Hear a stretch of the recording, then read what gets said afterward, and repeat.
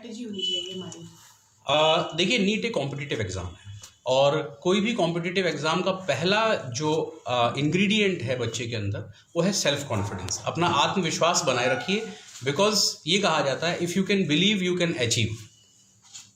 दूसरी बात ये कि हमारी जो टाइम प्लानिंग होनी चाहिए वो ठीक होनी चाहिए और हमारी अपनी स्ट्रेंथ एंड वीकनेस का एनालिसिस होना चाहिए और हमारे पास एक गाइडेंस सही होनी चाहिए और साथ में हमें कोई मोटिवेट भी करता रहे और हम सेल्फ मोटिवेटेड भी हों। हमारी अप्रोच बहुत ही उत्साहित रहने वाली जीलस अप्रोच होनी चाहिए। जी सर।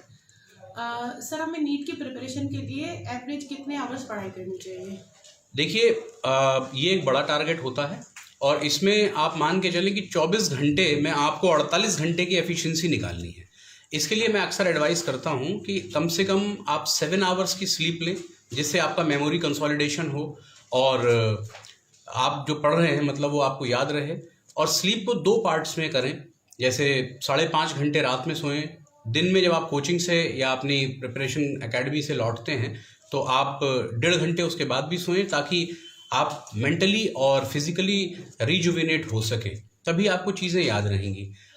दूसरी बात ये भी है कि एक टाइम स्लॉट में जब आप पढ़ाई करते हैं तो लगातार मत पढ़िए। एटलीस्ट 2.5 से 3 घंटे की सिटिंग एक सब्जेक्ट की दें, फिर कम से कम आधे घंटे का समय लें और उसमें रिलैक्स करें। बेस्ट एंटरटेनमेंट किसी भी कॉम्पिटिटिव एग्जाम प्रिपरेशन वाले के लिए होता है सोना।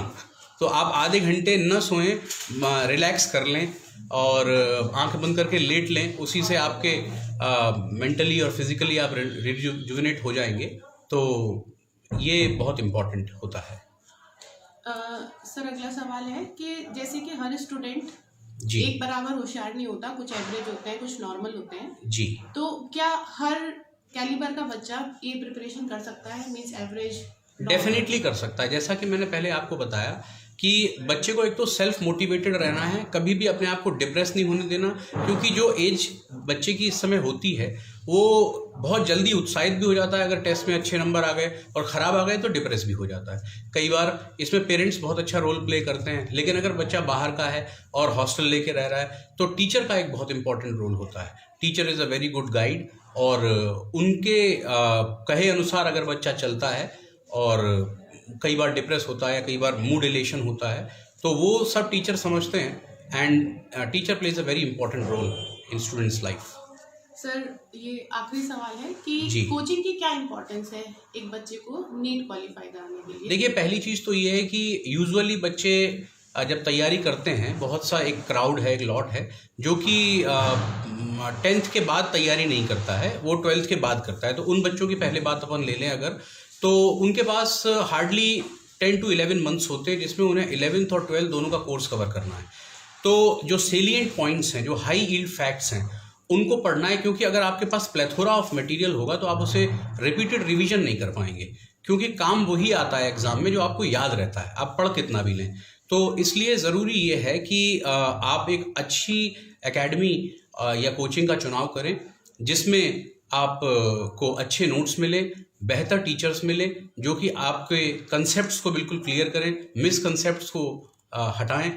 तो कोचिंग का मेरे हिसाब से एक बहुत इंपॉर्टेंट रोल है, क्योंकि हमारे यहाँ स्कूल एजुकेशन में कंपटीशन की तरफ फोकस न करके बोर्ड एग्जाम की तरफ ज़्यादा फोकस रहता है। So coaching plays a very important role in preparation. आपकी कोचिंग आप अपनी कोचिंग के बारे में भी क्या बताएं?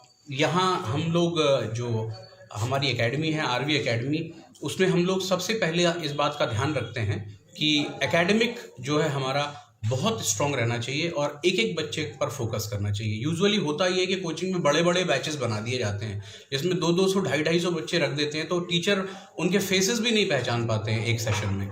हमारा पहला प्रिंसिपल ये है कि हम बैचेस को छोटे रखें और हमारा उसके बाद एक फोकस पढ़ा देने के अलावा प्रॉब्लम सॉल्विंग पे रहता है, क्योंकि पढ़ाना एक इम्पॉर्टेंट टास्क है, लेकिन उसके बाद का एक और जो सबसे इम्पॉर्टेंट टास्क है वो ये है कि प्रॉब्लम बच्चे की सॉल्व नहीं हो पाती है। तो इसके लिए हमने स्पेशल समय बच्चे को देने का प्लान किया है और बाकी दूसरी चीज़ आती है कोचिंग का सिस्टम, डिसिप्लिन एंड मैनेजमेंट।